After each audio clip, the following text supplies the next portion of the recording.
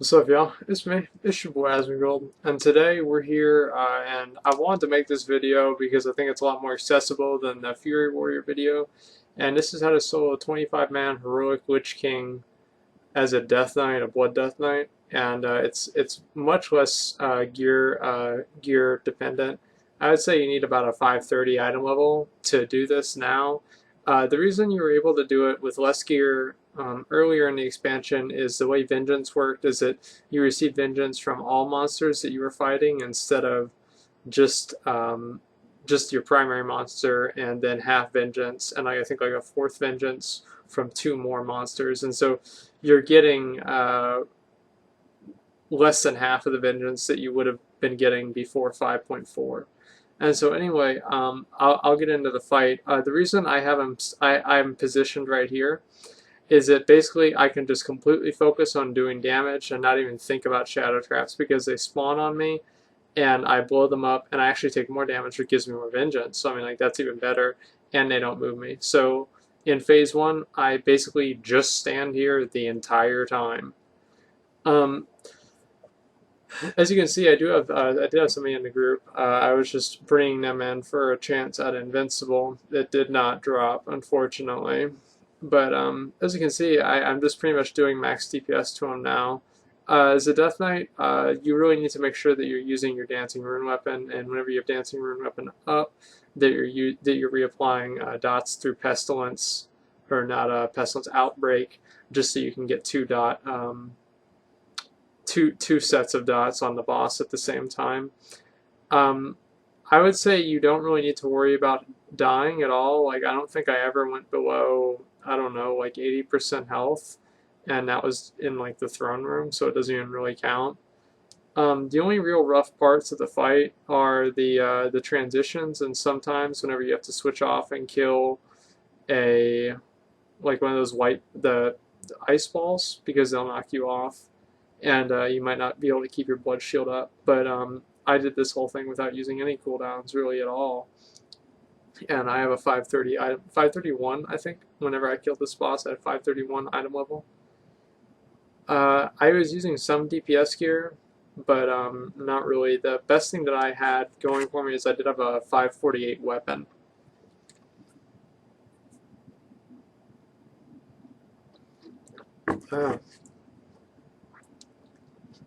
You can use Army of the Dead right before you pull the boss, which is probably a good idea. I mean, anything to really increase your DPS. As I said, like, there's really two things that are going to kill you in this fight, and the first one is Enrage, and the second one is getting knocked off the edge by the balls. Basically, as I said, I mean, like, this is just so. I'm like, I don't really. I'm trying to think of like something to say right now, but there's really nothing to say. I'm just sitting here hitting the boss. It's very, very simple. Infest. Oh, one thing you can do if you need more DPS is you can take off all of your gear and then put it right back on as soon as the boss activates. So the first infest sticks on you, and that'll give you a lot more vengeance. But throughout the fight, that might save you 20 seconds or so. I would not really recommend that because it is dangerous to do, because Infest does get out of control very quickly. But if you think that you can handle that, you know, go ahead and do it.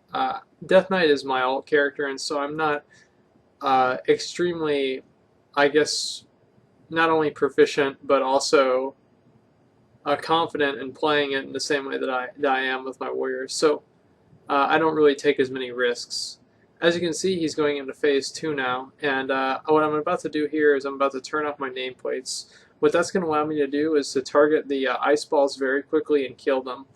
There's a period between whenever the ice balls become attackable and whenever they are able to knock you off.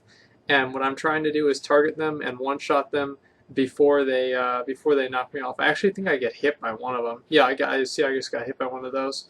And I mean, I was so lucky there, because if I was anywhere else, that would have knocked me off the screen and killed me instantly. I don't know if AMS negates the knockback. I'm not really sure. But anyway, so I was able to move back on there. If you have very good gear, I'm talking like 560 plus, especially if it's DPS gear, you can literally do the entire fight standing in the same location the entire time because you don't have to worry about this. But because I don't have that gear and I actually try that, I cannot meet the DPS requirement without going in there and actually fighting the Lich King during the transition phase, which is probably the most stressful part of the fight.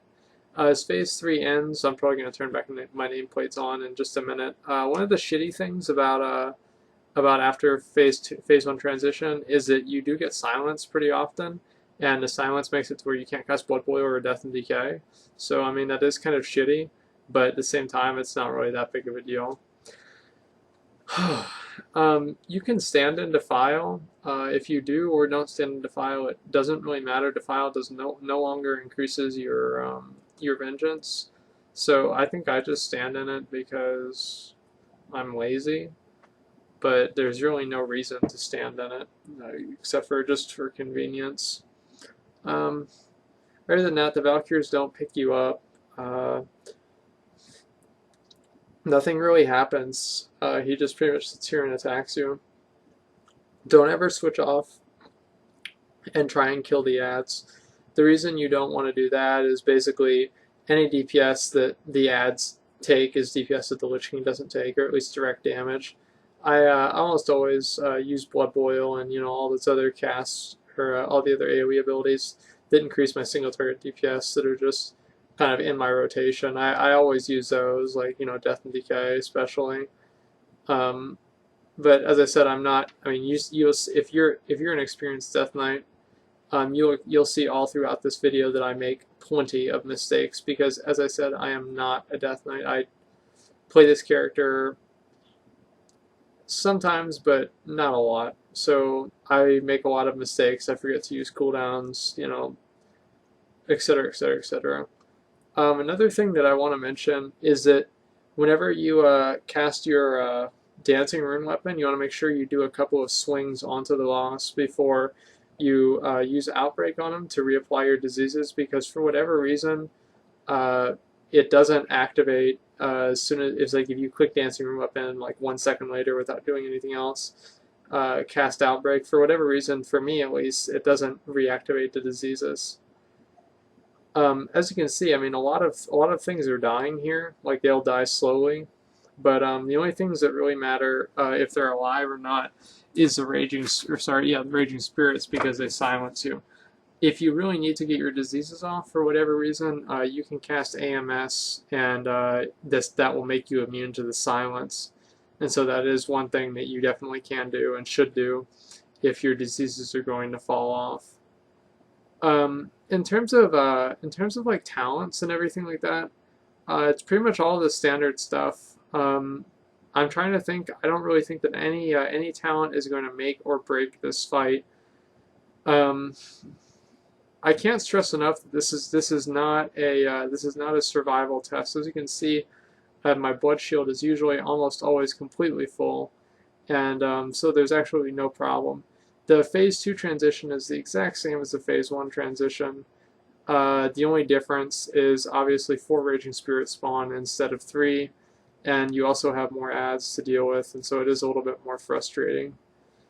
I end this fight literally, like, he casts Fury of the Frostmourne, and then he enrages, or he enrages and casts Fury of the Frostmourne. So I was right down to the wire. You can tank him through the enrage a little bit, but he does do a lot of damage. So you're going to have a really hard time tanking him through the enrage without a lot of cooldowns. And so as soon as your cooldowns wear off, you're pretty much going to die instantly.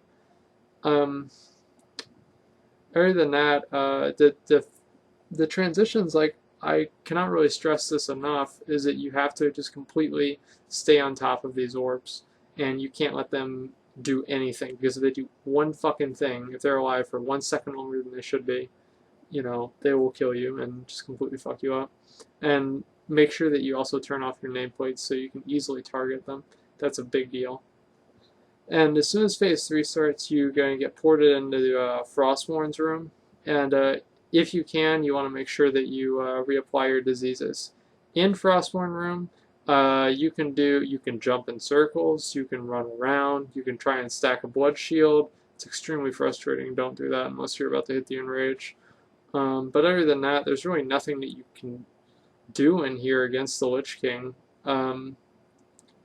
If you click on the King, like I'll probably click on him at some point or another, and he'll have a cast bar, and whenever his cast bar finishes, then he'll port you back out. I guess something to say is that every single time he ports you out, the first thing the Lich King does is he always casts Defile. And so it's not really very consequential or anything, but it's just kind of something to know that he always casts Defile on you as soon as he does it. The Vile Spirits, there's really no reason to kite them or do anything with them. I just basically stand there and AMS through it. I don't even need to use AMS, honestly.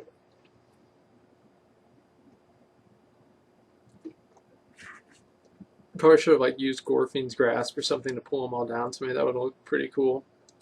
I didn't think of that though. As you can see, they're all exploding on me, and basically I take no damage. So it doesn't really matter. At this point, it is just a DPS race. Make sure that you always keep your dots up and you're always doing damage. As I said, I'm a shitty DeathKnight, so Soul Reaper is not being applied because I am a fucking moron. Make sure that you use Soul Reaper. It is very important. That's all I've got to say about that. Make sure you always use Soul Reaper because it's really important. At least under 35% health, or 45 if you have that one tier set piece bonus thing. It's really frustrating to do phase 3 because you can think that you're meeting a DPS timer, and then you just get ported down for like a huge long period of time, and before you know it, you're right down to the wire because you spent half your time in a Frostmourne room. And that is really frustrating, but you know, it is what it is. You just gotta keep going with it.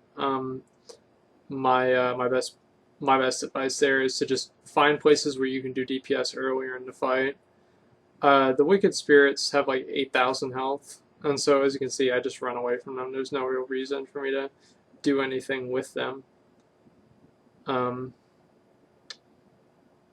I still was not even sure if I was going to kill the boss until the second to last transition, and at that point I pretty much knew that, yeah, I'll probably be able to kill him here. But and as you can see, I mean, I'm just spamming the shit out of the buttons. I've got a DPS flask on. You probably want to use one of those unless you have much better gear than my own, and just use as much DPS gear as you can because, as I said, your blood shield is probably going to be full the entire time, just by the way that the Strength of Wyrn buff works and just how much damage they deal. Usually I stayed at a full blood shield the entire time.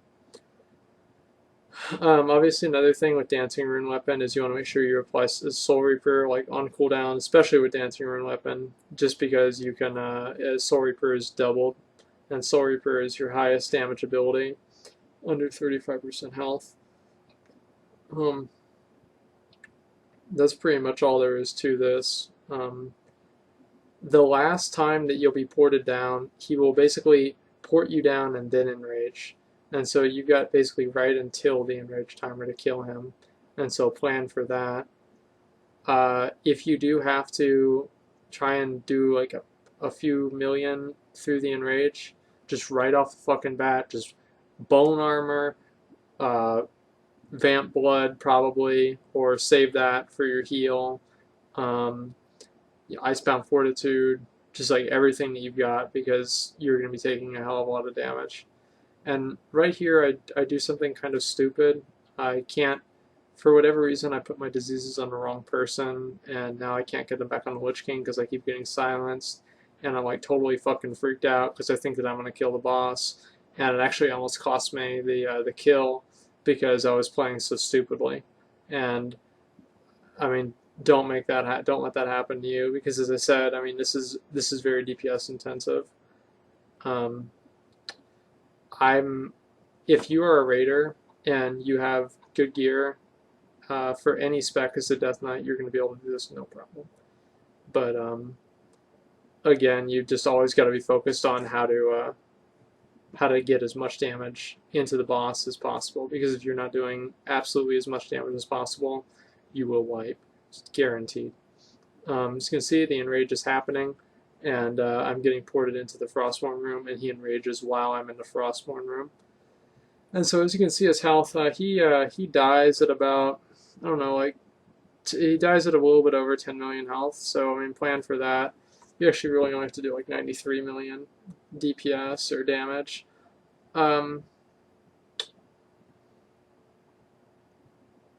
That's pretty much it. If you do have the enrage come up and you're trying to survive through it, one thing that I would try and do is try and stack a blood shield on the spirits. It's very annoying to try and do because the spirits explode at melee range and you have to get into melee range to stack your blood shield. But you know, if you have a good computer, good latency or whatever, you're probably not really gonna have much trouble with it. And so as you can see, he's casting Enrage. I put my dots on him, and I popped every cooldown. And Fury of Frostborn still hit me for 4.4 million health because it's an enraged attack. So anyway, that's really all it takes. Again, you're gonna need about a 530 item level to do this, and it will probably take a little bit of practice and coordination. But anyway, I think that almost any DeathKnight can do this, especially if they have DPS gear, which I don't. As I said, the glyphs and everything else, they don't really matter. That's my spec that I use to use it. I use to kill it, but again, that doesn't really matter either. But anyway, thanks for watching. Like, comment, subscribe.